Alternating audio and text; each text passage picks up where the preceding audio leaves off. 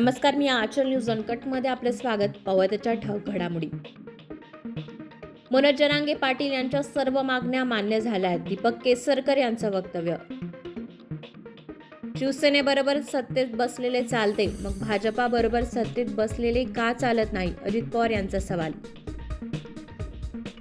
सर्वांना आंदोलन करण्याचा अधिकार, पण कायदा सुव्यवस्थेचा प्रश्न निर्माण होणार नाही याची काळजी घ्या. देवेंद्र फडणवीस यांचा इशारा. मुंबईतल्या 4 जागा ठाकरेंना द्यायचं ठरलेलं नाही. संजय राऊतांचा दावा अशोक चव्हाणांनी फेटाळला.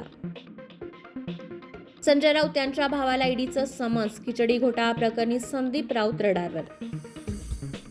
सीएसएमटी समोर चक्काजाम आंदोलन. परिस्थिती नियंत्रणाबाहेर. आझाद मैदानाकडे जाणारा रस्ता रोखला.